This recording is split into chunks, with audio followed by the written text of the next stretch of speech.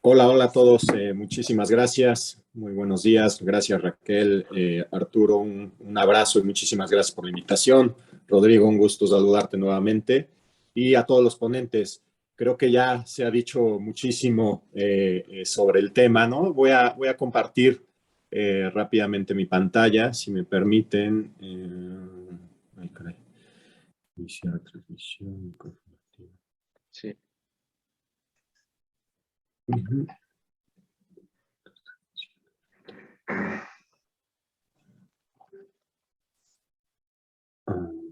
Creo que no puedo compartirla si no la tienen por ahí, me parece. Isaac, ¿la tienes tú? A ver, déjame ver. Ahí está ya.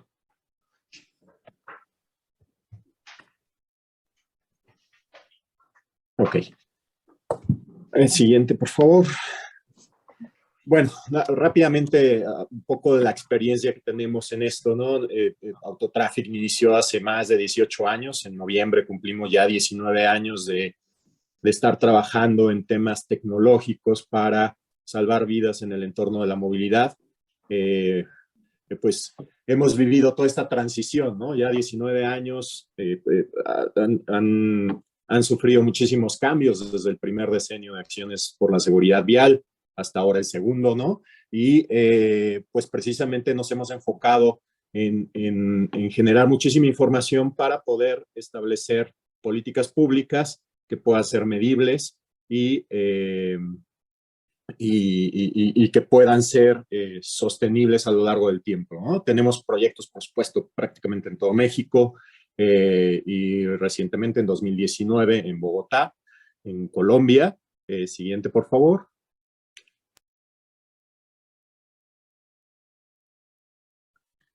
Siguiente. Bueno, es un poco la trayectoria, ya no me detengo mucho acá, pero pues como pueden ver empezamos en 2003 y seguimos trabajando en este sentido. Siguiente.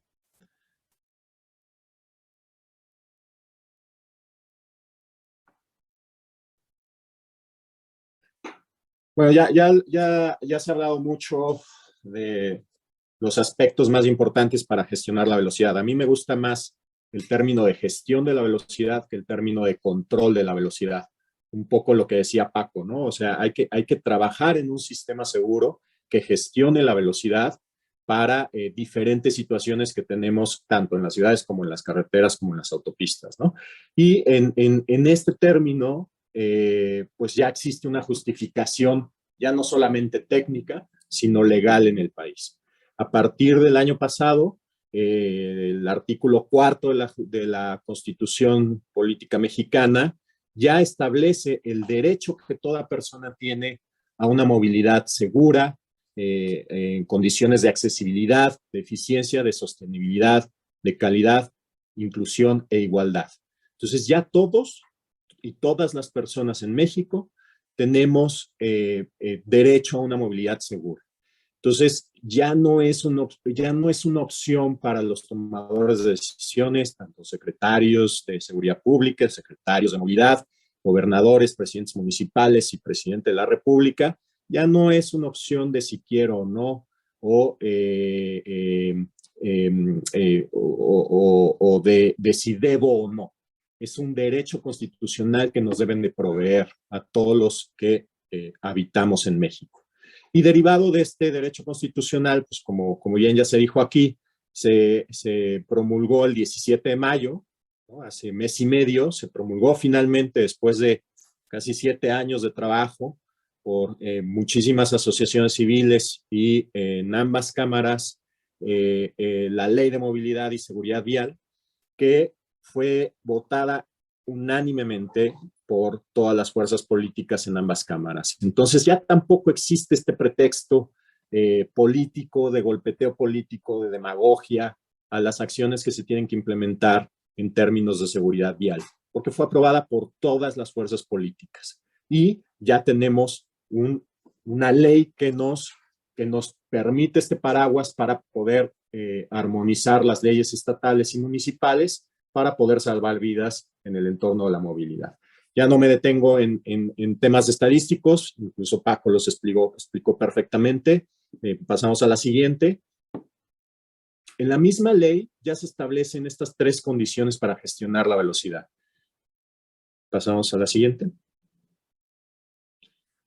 ¿No? O sea, ya está muy claro, ya lo comentaron varios ponentes, ¿no? Incluso Paco define perfectamente lo que es la velocidad adecuada.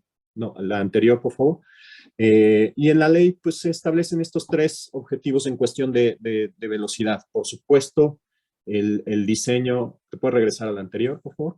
Por supuesto, el diseño de las calles es lo más importante. Yo ahí coincido con los panelistas que lo han, Inés y Paco sobre todo, ¿no? Que lo han expuesto perfectamente.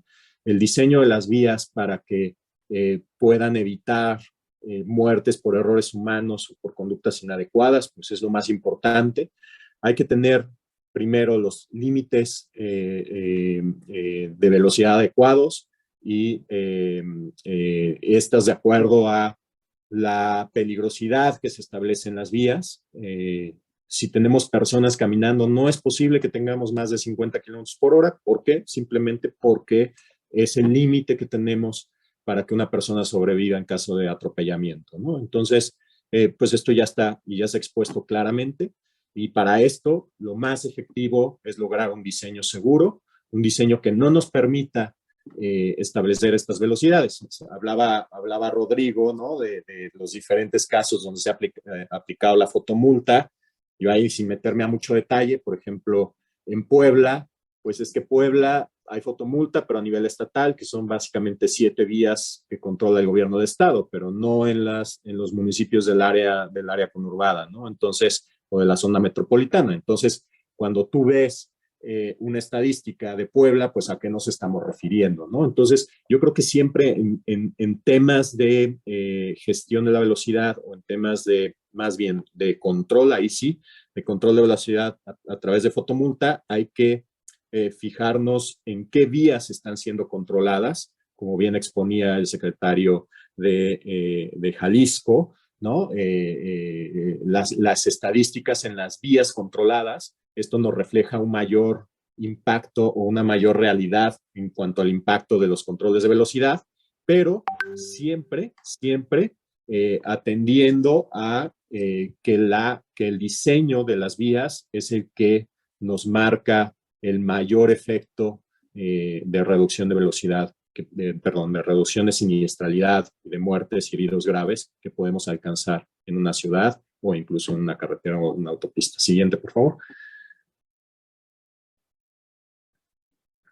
Ya me voy a meter, ya no me detengo acá, esto ya lo han dicho aquí, ¿no? Entonces ya tenemos los suficientes argumentos para atacar el tema y para entrarle al tema y dejar de politizarlo y dejar de atacarlo. Ya los recalqué, también añado el diseño de acciones, el segundo diseño de acciones después del fracaso del primero, el 2021-2030, en el que México se suscribió otra vez. Y bueno, pues es un elemento más para poder atacar la terrible situación de inseguridad vial en la que vivimos. Siguiente, por favor. Y ya me meto de lleno a la tecnología. Algo que ha cambiado en estos 19 años, casi 19 años que llevamos en esto, pues es precisamente la tecnología. Antes hablábamos de equipos muy costosos, incluso grandes, difíciles de colocar en la vía, y que impedían precisamente tener un control mucho más extenso en las zonas propensas al exceso de velocidad, por su costo sobre todo, ¿no?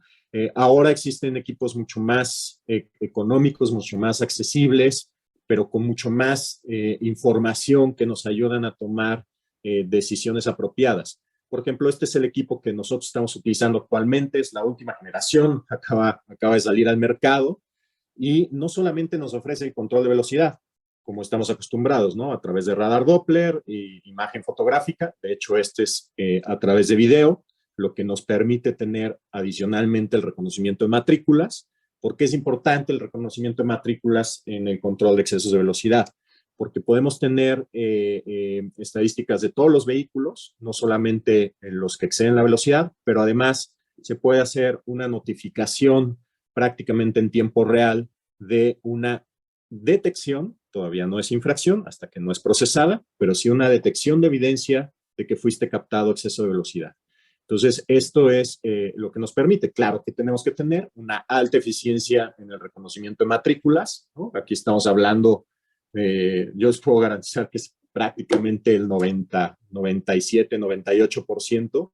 De hecho, en las pruebas que hemos realizado, no he alcanzado a ver algún error en el reconocimiento de matrículas. Pero otra cosa importante, ¿no? En este tema, yo soy un apasionado de los datos y creo que muchos de los sustentos en política pública pues tiene que ser basados en la información y en los datos certeros, en los datos que nos pueden decir qué es realmente lo que está sucediendo. Con este sistema podemos no solamente detectar la velocidad, no solamente poder reconocer las matrículas de los vehículos, sino también la marca, modelo, color y su categoría. ¿Para qué nos puede servir esto? Bueno, porque inmediatamente extraído del sistema, y no solamente de los vehículos que van a exceso de velocidad, sino de todo el flujo vehicular, podemos tener una clasificación por marca, por modelo, por color y por categoría.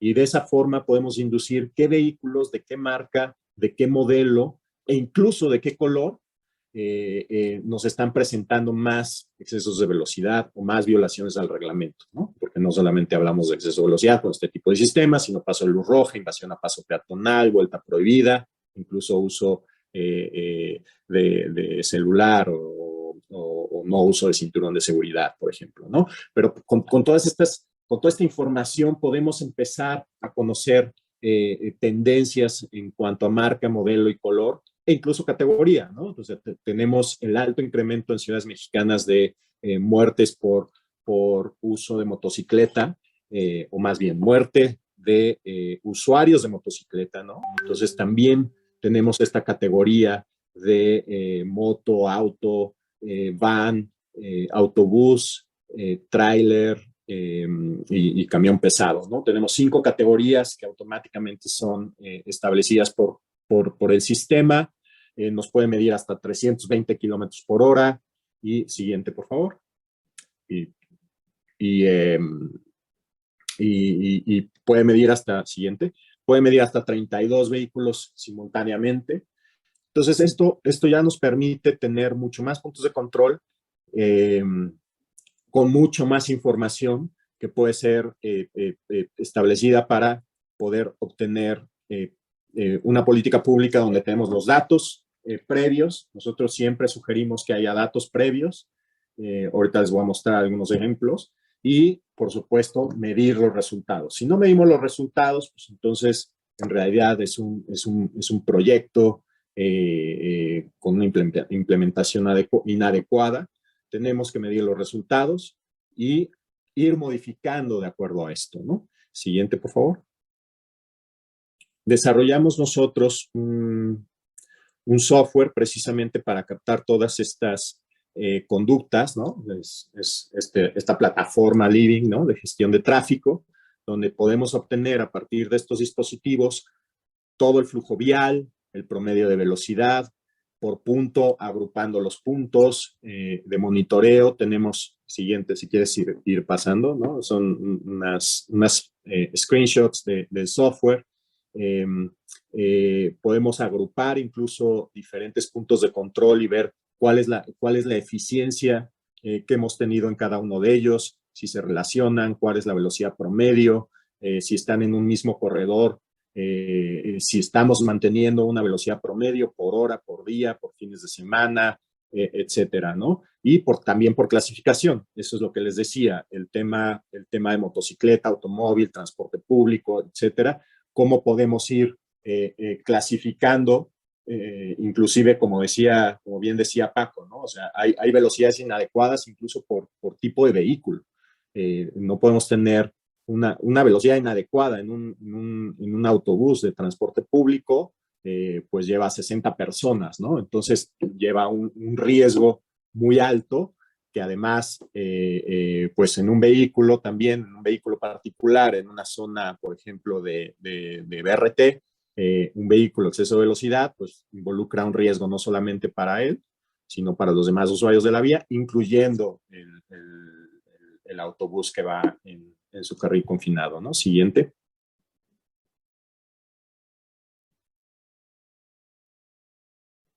Aquí podemos ver, ¿no? Cómo podemos agrupar, incluso poner el sentido. Ya me sonó la alarma, ya casi termino.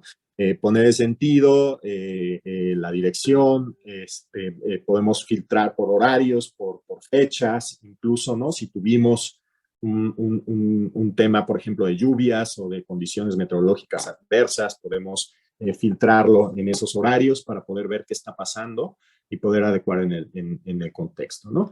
Pero algo importantísimo, y con esto concluyo, siguiente, por favor, porque ya estoy terminando, ya incluso concluí mis 15 minutos. Algo importantísimo, bueno, esto es lo que les quería presentar. Esto es un previo, ¿no? Nos encargaron medir las velocidades que estaban pasando en una vía, tomamos 3 puntos, es una vía de 60 kilómetros por hora, ¿eh?